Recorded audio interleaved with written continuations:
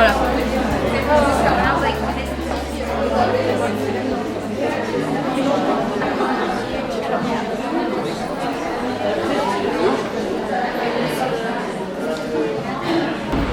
On a fait un projet qui s'appelle Shanshui, qui est un projet où on va trouver plusieurs calligraphies chinoises, plusieurs dessins comme des montagnes, des paysages chinois, etc.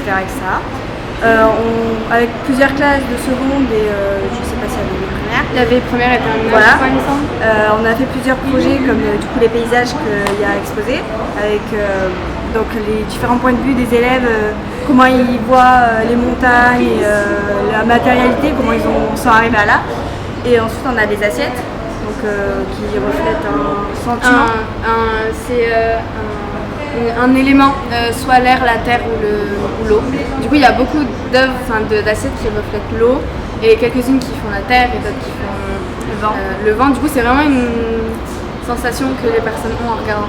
C'est vraiment, avec ce sujet, on a voulu donner la sensation sans... En fait, il fallait que ce soit figuratif. Du coup, on a fait la sensation qu'on avait avec l'eau, la terre et l'air. J'ai utilisé de la peinture et aussi des matériaux comme de la pierre et de l'herbe. Mais abstraite. Donc pour plus de réalisme. Et ça, moi, en vrai, c'est quand même un projet qui m'a tenu à cœur.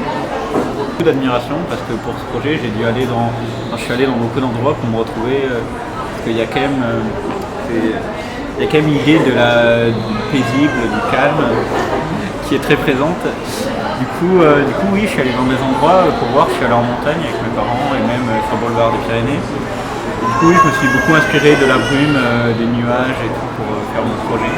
Ce projet du coup ça nous a appris aussi encore plus la culture chinoise et franchement c'est une très belle culture. Une dame d'institut qui est venue du coup nous faire des cours et c'est vrai qu'on a appris une nouvelle façon de travailler mais aussi de penser.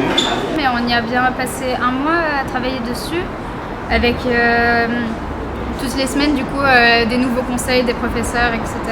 Pour nous aider à nous guider vers la meilleure version de ce qu'on peut faire.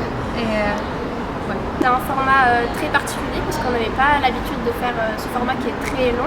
Oui. C'est 1m30 il me semble. Par 33 cm. Voilà. On a dû découper nous-mêmes sur un énorme rouleau de papier dans les couloirs parce que sinon il n'y avait pas la place. Et du coup le thème c'était le paysage chinois et on devait faire donc une ascension un peu vers les cieux. Oui, c'est ça. En fait, le bas de l'œuvre, les 40 premiers centimètres, il fallait que ce soit très matérialiste.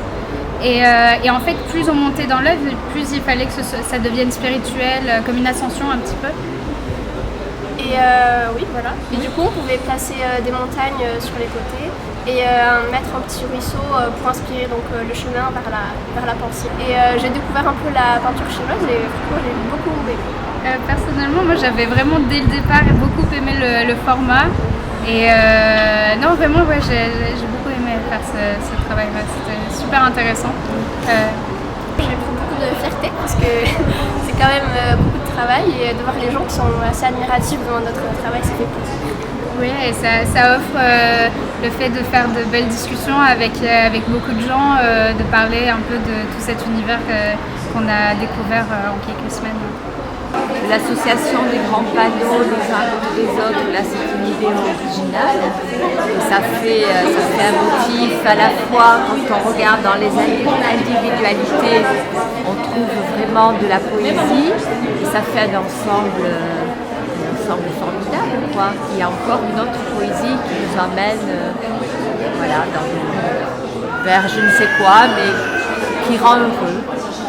Moi ça fait déjà maintenant 3 ans que je pratique la calligraphie et donc c'est vraiment, pour moi ça a été vraiment une belle découverte parce que je ne connaissais pas du tout et c'est un travail assidu, il faut vraiment travailler tous les jours et pour pouvoir acquérir une certaine fluidité dans le pinceau, dans le geste. Donc c'est très particulier, avec des moments de découragement intense parfois, puis des grands moments de bonheur quand ça fonctionne. Voilà. Pourquoi j'ai fait de la calligraphie? Parce que, ayant fait de la peinture, je voulais parfaire un peu le trait. Voilà. Et ça donne beaucoup de liberté, la calligraphie. Peut-être, mais ça implique une énorme discipline. Et c'est un art de vie. C'est un art de vie. Moi, cet art de vie me correspond tout à fait. Je pratique le Qigong depuis quelques années. Et donc dans tous les livres que j'ai eu l'occasion d'ouvrir sur le Qigong, il y avait tous ces idéogrammes. Et je trouvais ça magnifique et je me dis ça c'est quelque chose qui me plairait. Alors je fais aussi un peu de peinture par ailleurs, mais voilà, j'étais complètement séduite par cette diversité de traits, par ce caractère, cette puissance d'évocation. C'est très très beau, moi je ne connais rien dans l'art chinois et je trouve ça magnifique. Ce qu'ils ont pu faire les enfants dans la montagne, faire je ne sais pas trop comment dire, mais mélanger de la calligraphie avec des montagnes, c'est magnifique. Voyager, ça me donne envie de voyager en Chine. Ah ouais, c'est vrai que c'est magnifique.